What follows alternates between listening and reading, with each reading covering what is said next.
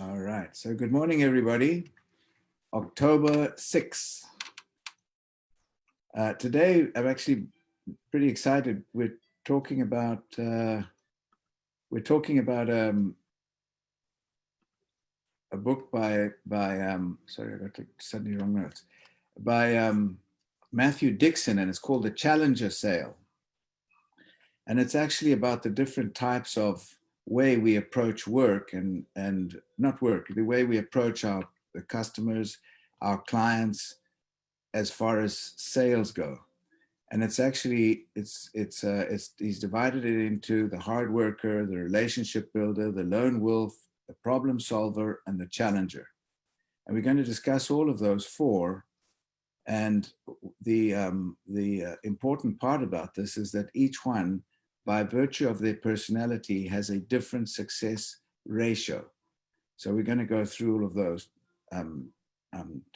today. So, Dan? Yeah, so this is an interesting book for anybody. It's called The Challenger Sale. It's taking control of the customer conversation. And, there's a lot of false beliefs out there about, according to these folks, about the different styles of sale and what's more effective. And, they're really challenging traditional sales theory at its very core.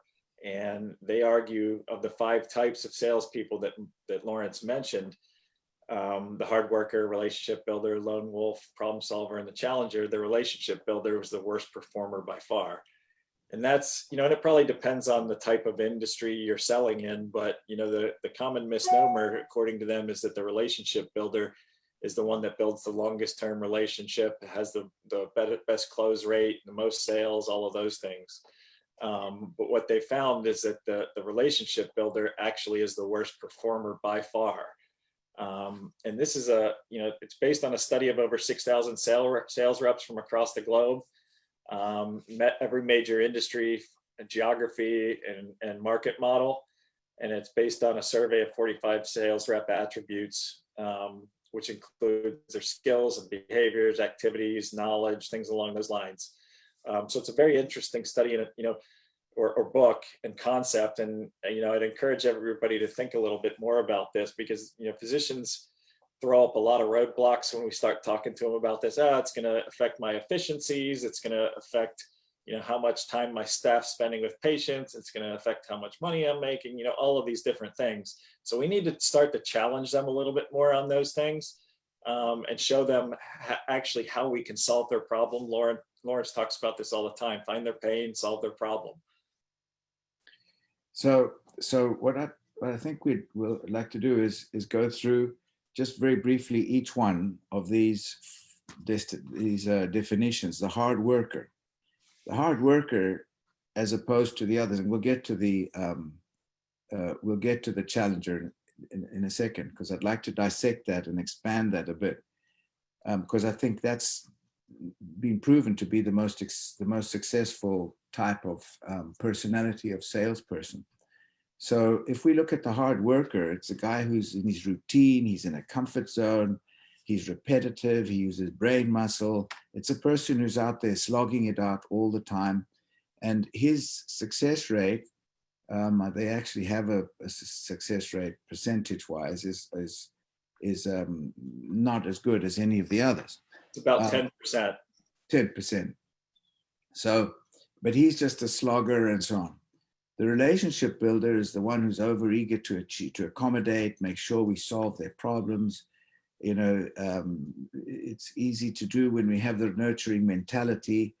It's almost like a caregiver. The relationship guy, he wants to help everybody, and lastly, help himself or herself. So the relationship builder is also a person that's a feel-good type of person, but the results are not as good as they could be. The percentage of those. The relationship builder was only 4% of high performers in sales by profile. So they're the lowest relationship builder compared to all of the rest. Yeah, those are the very, the loving guys and all that, but effective, not so much. Then the lone wolf you know, he's not necessarily, or she's not necessarily a team player. They're results driven, they're focused, you know, they're almost antipatico, they're almost, how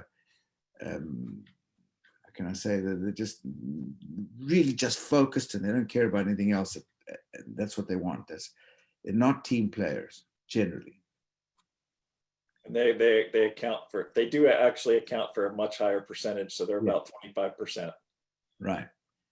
Then you get the problem solver who makes sure there's all attention to detail, you know, make sure there's a good atmosphere, everyone is happy. He's a problem solver. And that percentage, you know, he makes sure that all the promises are kept and the focus and the follow-up. The percentage of those is? The percentage of those is about 7%. 7. So then we get to the challenger, and this is the one I really wanted to expand on a bit, because this is where we should strive to be, according to you know, Matthew Dixon and the studies that they've done with all of these sales people. The challenger is the person that is most effective in bringing home the, you know, the prize. So, you know, I always joke about finding the pain, put the samurai in there and wiggle it around until it really is painful, and then wiggle it around some more until it bleeds, to make the point of the pain as aware as possible for the person that we're digging the samurai in, because it's there where we can then offer some solutions. I've always said that we're out there to try and solve the people's problems. And the challenger is the person that has got the courage to be able to find the pain, dig in, and also to help solve those problems. But they've got to be expounded. They've got to be explained in a way which is strong and which will help and be constructive without being offensive. Exactly. You know, it's a balancing act to be able to do that. But, you know, one of the reasons I think that the relationship builder is not as successful is because the nature of that interaction and the relationship that they're building a personal relationship with that person. And what I believe that does is it makes it harder to try to sell them something, right? Because you feel like you're being invasive and you're encroaching upon that relationship that you've built with that person. So I think that makes the sales process more difficult. But when the authors examined each of these groups in terms of production, what they found was there was no significant difference between the 5 groups when they looked at average sellers, right? At average sellers, there's no difference among those 5 different groups. However, when they examined the top sellers in the organization, they discovered a huge difference. So when you look at the people that are being most productive, the challenger salesperson is much more highly effective in terms of producing. And so the challenger model included 39% of all the top producers. The relationship builder was only 7%. So, I mean, there's a huge disparity between that. So I think this is something worth looking at and exploring in how we're having these conversations with medical device sales reps and with physicians, because I think it's going to lead to stronger close. And then, you know, you're probably going to be bringing people on, and the whole goal here is to teach these people how to be challenger salespeople, right? You know, what's working for us and how that's working and why it's being more effective, and teaching that to other folks. And so I think that's important. Is you know, what the other thing that's important is what they found was that not everybody has a challenger sales style, but that can be taught. Yeah. So, you know, if we put ourselves in this case, the healthcare professional, the doctor, in the person who we're talking to about getting a scanner, for example, in their practice, and we put ourselves in their shoes, it's a lonely, being an entrepreneur, being a business owner is actually a lonely business. You're on your own. And it takes courage for an employee to tell his or her boss how to improve certain things. And it takes also the strength and the ego aside for the boss to accept the criticism from others. But as a third party, which we are, we're almost, we're almost like consultants, and we can give constructive criticism, and that way it's more acceptable and it's more palatable. And the way that I find that this is useful is to, for example, I'll walk into a doctor's office and I'll see the doctor with, a picture of the doctor on a boat with his kids. I'll say, oh, that's really cool. How nice is that? When was the last time you went boating? And usually it's, oh, yeah, that was 3 years ago. Oh, what happened? Well, I don't have any time. Or then you see the kids really, in high school or high school, and you say, how many kids you got? I got 4 kids. Oh, nice. So you've got, 50 grand a year set aside for each kid at each, for those college, for the college tuition. That's another pain. And it's a way to make them introspect into the pain that they may have with either time or money. And then, the third one is to, the samurai part of it is to say, well, it's unfortunate that you've got to see 30, 40 patients a day, because the quality of what you're doing, I'm sure that must be exhausting. And I'm not sure that it's, the best what you'd like to do, but reimbursement sucks, insurance sucks, electronic record sucks. So we've given them some pain to think about. Then we give them some solutions. And this is what the challenger would be able to do in a non-offensive way, just to be able to say it in a nice way. But then we give them some way of solution, because there's another pain as well. Many of these doctors lose their independence and they become employees at the hospital. So they become employees and therefore lose their independence. So the first thing is to show the pain. The second thing is to customize a program to help the person we're talking to, while adding significant income to their practice and helping them reduce their time. There's also the point about the doctor or the business owner who's in charge of his business, but he needs to have a camaraderie, or not really, he needs to have a cooperation that is with his staff. It's not just giving orders, it's making them productive, making them feel like they like to go to work, not they have to go to work. And all of these things are possible things that we can observe as third party just outside. And we can, in a nice way, through the scanner and through the program that we can offer them some kind of light, some kind of solution where we're actually helping them. Yeah, I mean, what you're talking about, what Lawrence is talking about here, is what they call in the book constructive tension. And that's something that the relationship builder does not do, because he wants to create a deep, strong, warm relationship that diffuses any tension. The challenger is doing the exact opposite, and they're creating tension in a way that doesn't offend them, but allows you to teach your prospective customer something new and valuable about how to compete in their market, right? So as a physician, it's, how do you compete with other physicians for patients? How do you compete to keep yourself financially viable so you don't get swallowed up by a health system? How do you compete in a way that brings in additional revenue so that you have more time to spend with your family and doing the things that you enjoy doing? So, it's really you take on a teacher role by creating that tension where you're looking at what their pains are, and giving them a new and unique perspective on their business model and what they can do for their patients. And then you're tailoring that conversation to teach a message to that customer, right?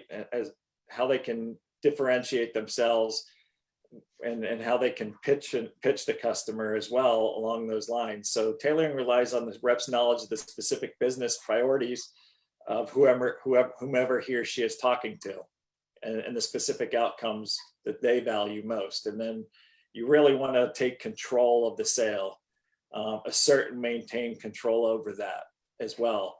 It's all about the rep's ability and willingness to stand their ground when the customer begins to push back and show them why this is really important, right? And so in our case, it's showing them that they can help their patients more than what they've been doing with the traditional healthcare paradigm, and it's going to take some brave folks to actually step outside of that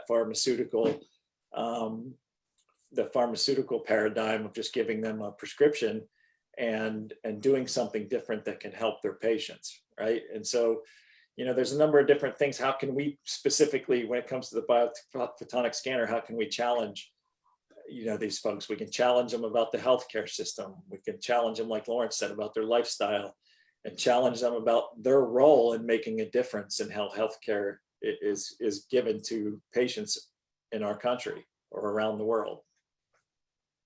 Yeah, and they don't have to put up their hands and surrender when they see that the insurance and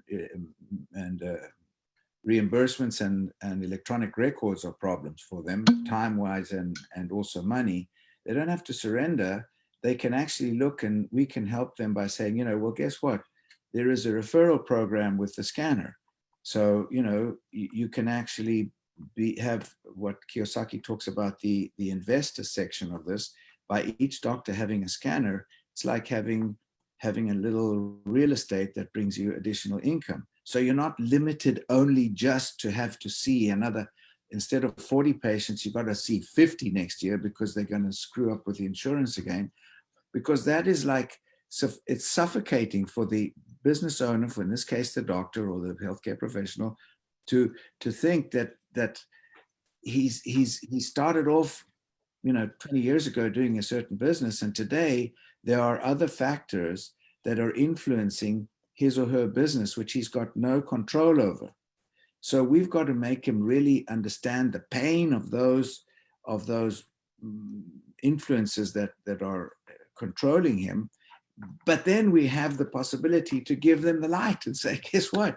Here we've got the possibility to make an extra $100,000 with just half an hour or 45 minutes a day with one of your assistants doing the work.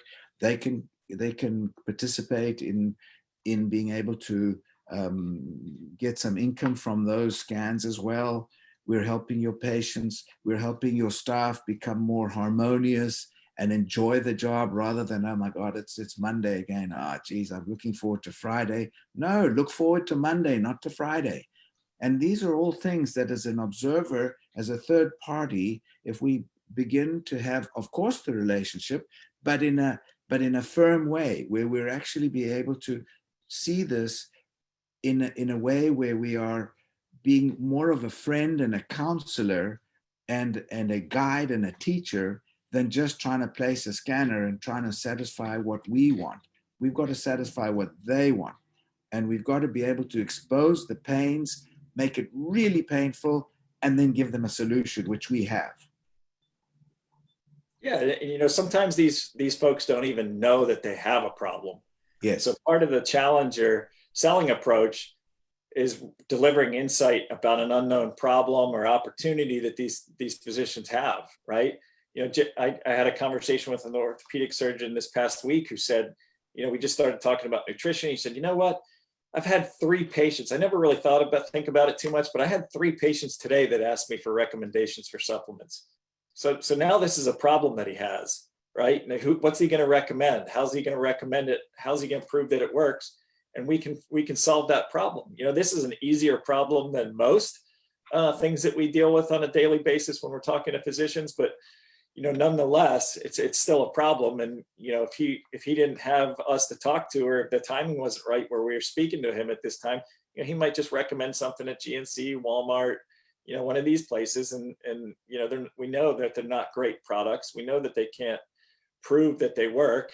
They don't have a scanner, and so one of the things is capturing the customer's current belief or assumption and expose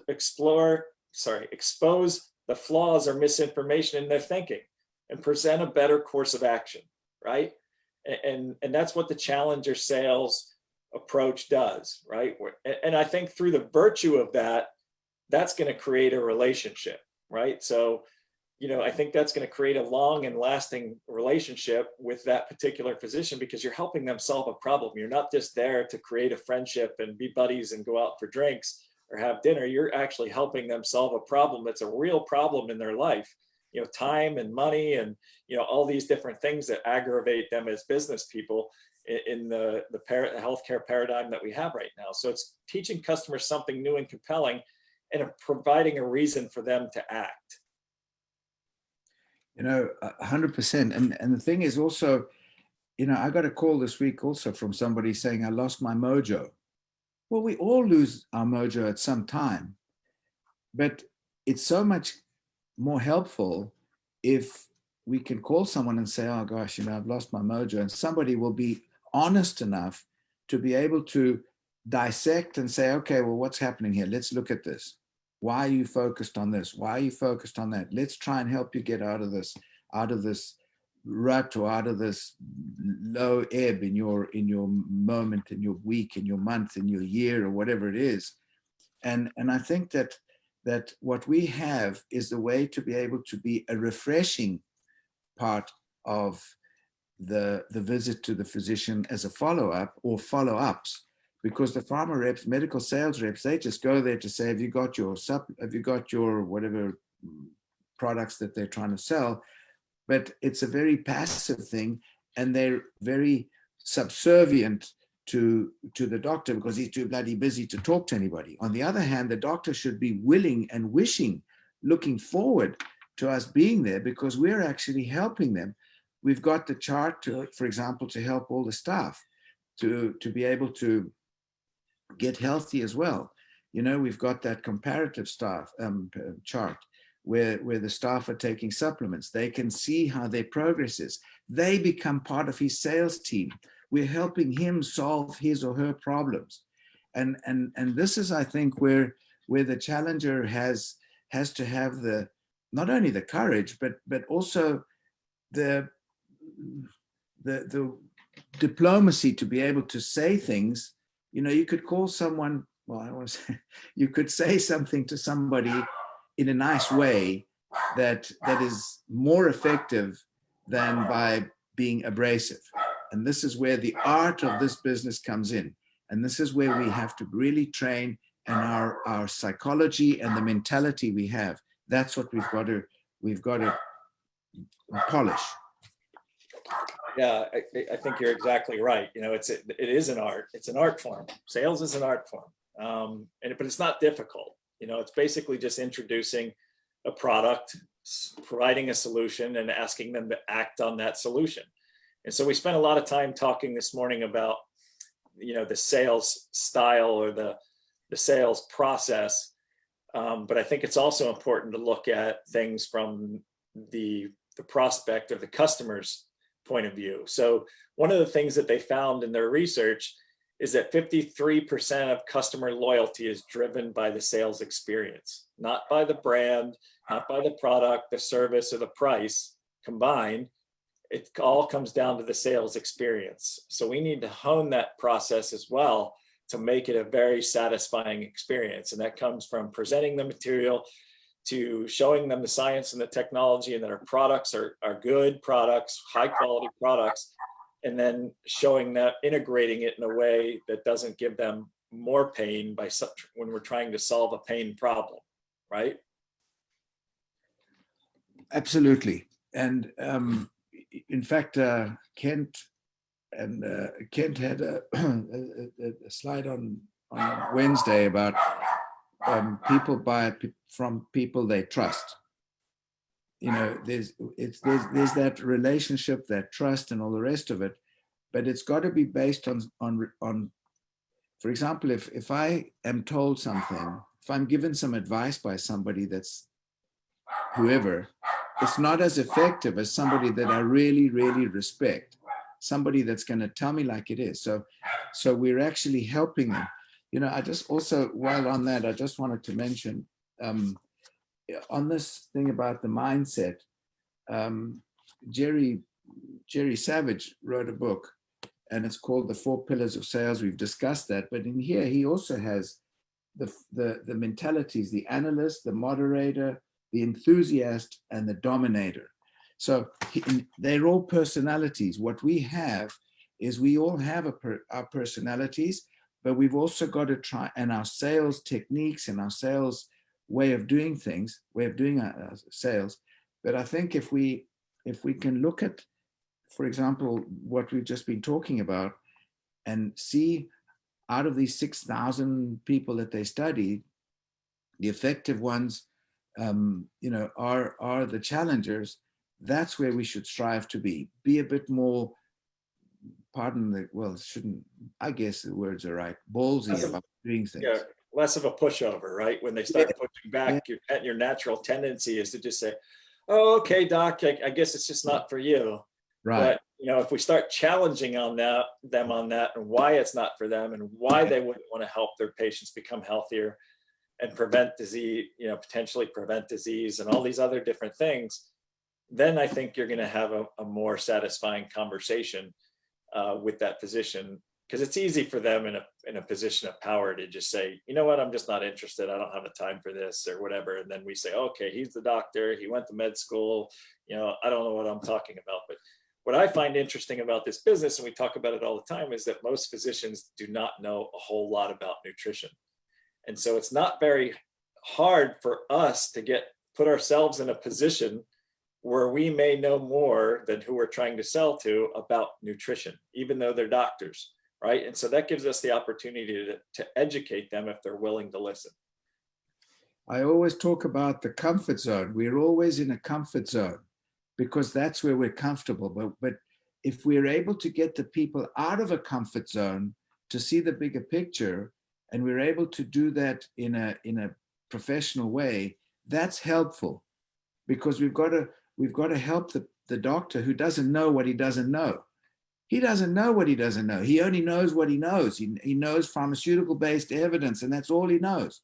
It's incongruent that a cardiologist knows squat about nutrition, for example.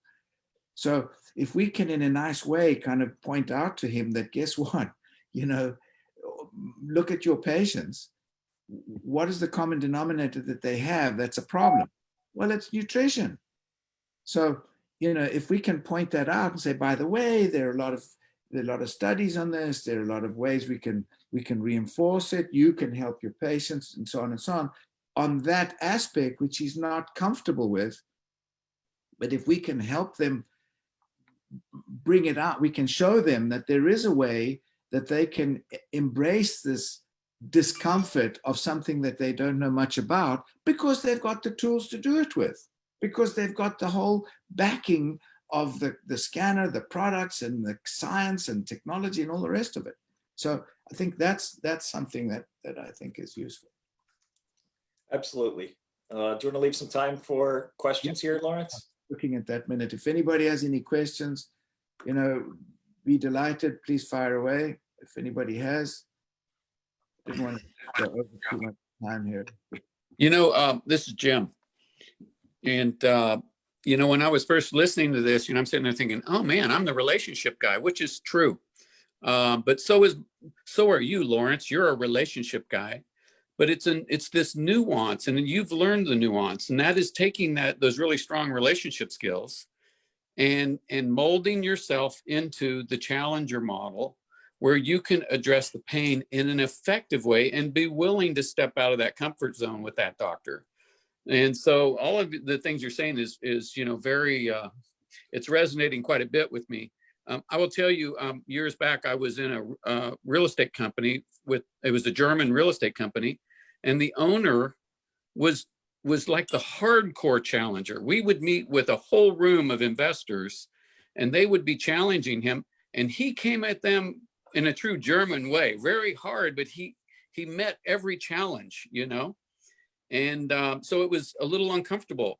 Well, he's now a billionaire, so it worked for him. Well, you can do it through arrogance, but that's not what we want. We want I know. We want to be able to be respected, not because of an ego thing, but because we can get more done when the person respects what we have to say. And if we say it in a nice way, even though it may be you know, it may be uncomfortable for the person to even hear about it. You know, we say, well, what do you mean you're talking about my kids at college? You know, I'm not saying, I'm just saying, you know, college expenses are, you know, in fact, so high that people are spending 20 years in getting rid of their college, what do you call it, loans. So I'm just saying, and by just in a nice way approaching the subject, show them that the shortfall, not the shortfall, but the focus on money has to be there too. And the way that time is important is also because it's not in their hands anymore. It's in the insurance company's hands. What I'm saying, it's a dialogue where we're actually pointing out some of these pains and then showing them a solution.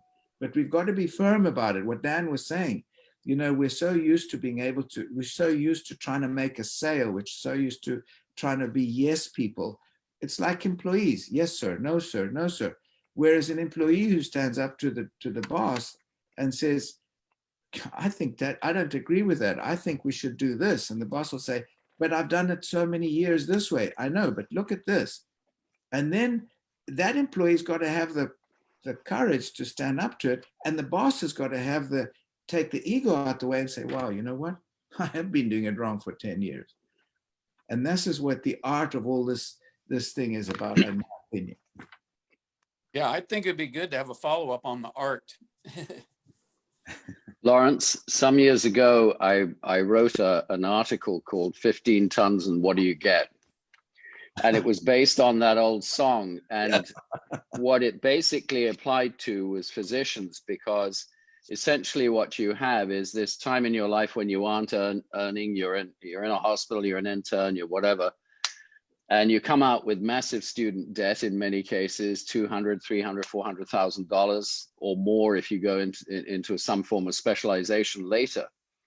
And then after that, or maybe during that process, you get married. And then suddenly there are college costs to save for. And then just as your kids are getting out of college, your parents go a bit wonky and they need some support financially, or maybe in terms of managed care or you know, basically going into some sort of a care system.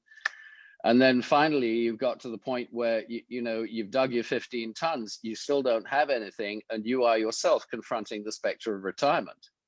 And so I think certainly for independent physicians, and I wrote it with independent physicians in mind, for the independent physician, this is a hamster wheel, and a really, really vicious one in many respects.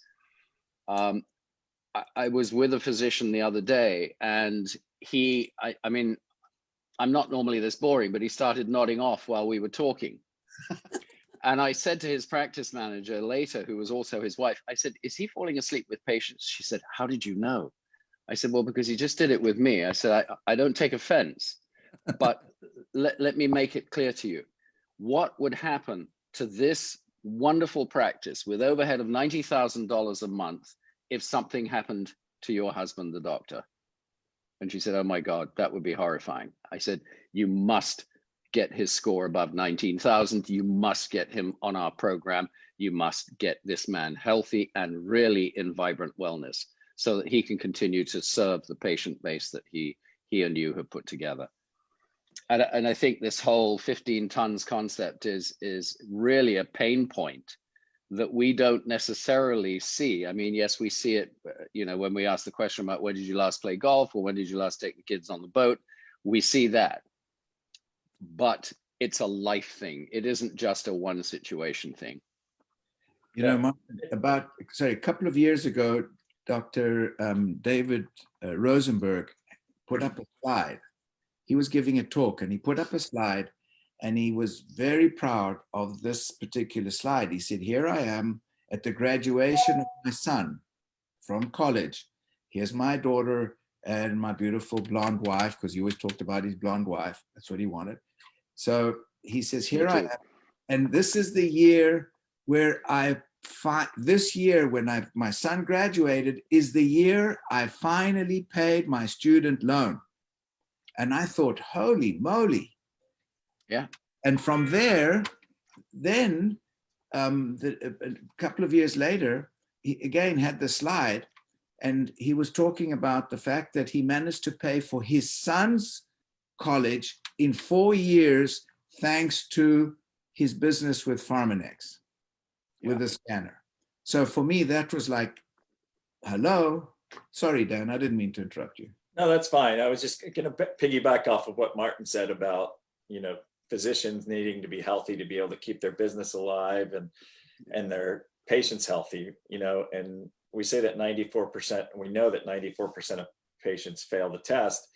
But what I see is a disproportionate number of physicians score low on the test, because of their lifestyle, the stress. They don't eat well during the day because they're rushed and they're seeing so many patients, or, if they're surgeons, they're operating 8 or 10 hours a day and they have 10 minutes to eat between surgeries because they have to see patients and prep the next patient and all this other, they're under a tremendous amount of stress, which leads to them not having a good diet. And then these are the folks that are counseling and trying to make other people healthy. And so, the easy way to do that without a lot of effort and creating a lot more stress is just to throw a pharmaceutical solution at them, and it's really sad that that's what our healthcare systems come to. And so I think that's one of the things that we really need to start challenging these docs on is, look, your score is really low. And here you are trying to tell and teach people how to be healthy. It's incongruent. Like Lawrence says, it doesn't make sense. We need to help you get to a point where you're healthy. And for those of you who haven't watched the Game Changers on Netflix, I mean, the data and performance that you can increase by a plant-based diet or becoming healthier, increasing your nutrient load and your antioxidants, it's very, very compelling, to not eat a lot of meat. If you haven't seen it, I highly encourage you to watch that. I mean, I was blown away by it, by these, athletes who are the best in their industry and how much they've increased their performance just on a plant-based diet. I mean, it's so compelling. It's incredible. Hey, Dan. Yes. I wanted to add one other thing for all these listeners that are calling on doctors. Because I found a stream on LinkedIn, and it was a female doctor who had posted another female doctor had spoken at a female doctor conference. So we're talking about all these doctors, right? And you know what the topic was? How to have an effective side gig. These doctors are looking for ways to make extra money, and they're all talking about, well, we need to invest in real estate. Well, you should have done all this before you went to medical school, but there's other ways. And they're talking about, well, you can do, the telemedicine from home on the weekends. And it's like, these are doctors, they are so economically challenged. It's unbelievable. Yeah. I mean, I have a firsthand experience with that. My brother is an orthopedic surgeon, and he's leveraged himself so much. And we joke about this. My brother and ex-brother-in-law is also a doctor, and everybody, we used to say to him, why do you work so much?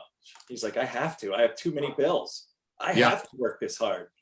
And then, what's interesting is my brother's in a group of 30 physicians, and they kind of, misery loves company. Their paradigm is get a new guy in here, work him to the bone, convince him to buy a big house, expensive cars, all these other things. So he has to continue to work hard, which makes the whole group money and everything else. But everybody just gets completely out leveraged because they've convinced themselves, or they've been convinced by their partners that they need to have all this stuff and they deserve it. Right. Yep. Because they worked so hard. Yeah. And that's why they have to start looking for side gigs. But you know what? The beauty of this thing is it's a side gig, but you do it during your normal gig. You know what I mean? Like, you're using this with your patients to create an additional revenue stream. Actually, I wrote about that on that stream. Yeah. So it's like, don't think about going out and getting a side gig of something you may or may not know about, in real estate. For me, I mean, that requires a lot of thought. The markets change. You can actually, this is something that you can always be increasing, whereas real estate, and no offense to real estate, but that can always, if we get into bad economic times, that can completely reverse. Well, real estate involves liabilities. Exactly. And this business does not have any liabilities associated with it. And so it's a preferable one. It's passive income, and you're sticking to your core competency at the same time. And helping your patients. But Yes. the key to this also is to get the staff to embrace what the doctors, so that they can all understand that they're all in a volatile situation. It's a pot. It's one dish, and if the staff and the doctors can all understand that it's one for all and all for one, we've got to all work together. And if the staff can be encouraged, because you go to some places and the staff they're miserable. They're miserable. They're rude. They don't even want to talk to you. Other places you go and say they're delighted. So why is one clinic, one practice, on such a high, and another practice they're all bloody miserable and they don't even want to see you? They slam that window in front of you and this kind of stuff.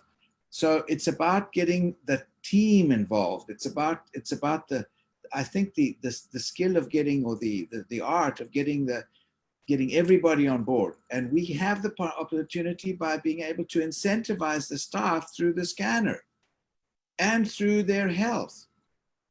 So, they can not only make money, but we can help them with their health. We've got that chart, which I haven't got it here, with having competition with the staff about their scores and their levels, how they've improved and how they've progressed.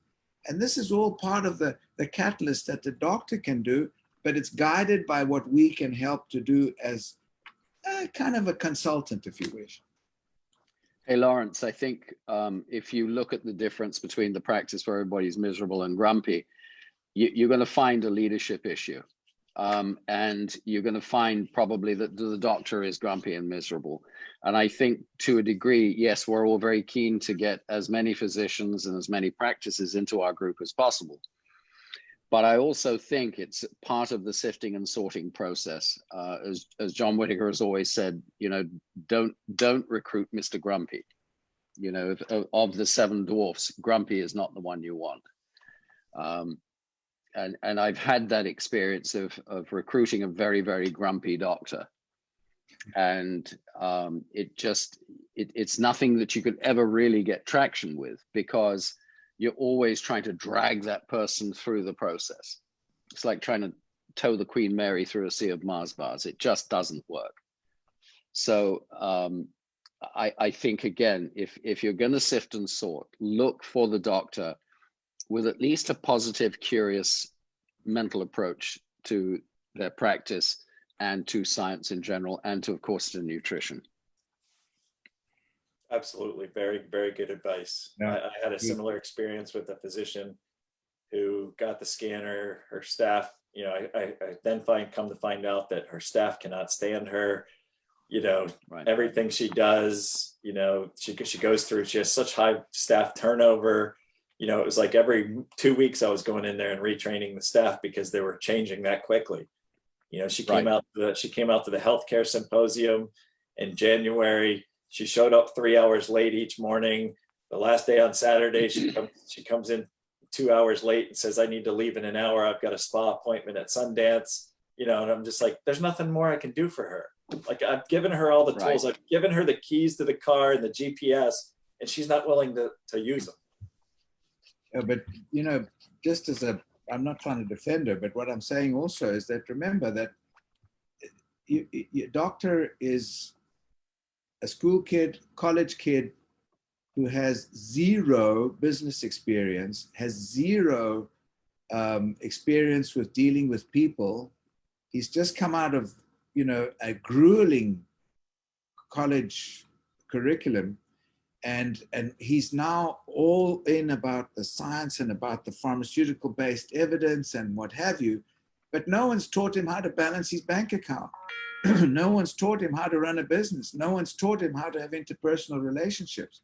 These are all parts of the street smarts that we learn in life. But a lot of these guys haven't even had time to even look at that possibility, because they, first of all, not only do they have time, but they can't afford to do that because they've got to get there and start producing money right away.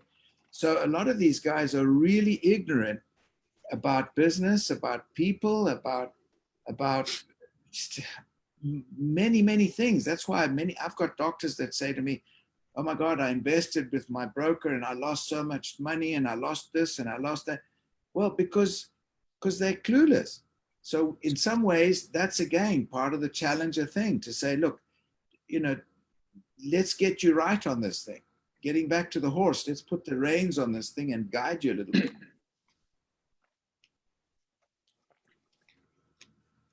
Yeah. All right. Anybody else? Anything else? Nothing? Okay. Well, guys, thank you so much. Thanks, Dan. Thanks, Martin and Jim, for your inputs. Thank you, guys. Have a great weekend. Thanks, everybody. Everybody have a Thank you great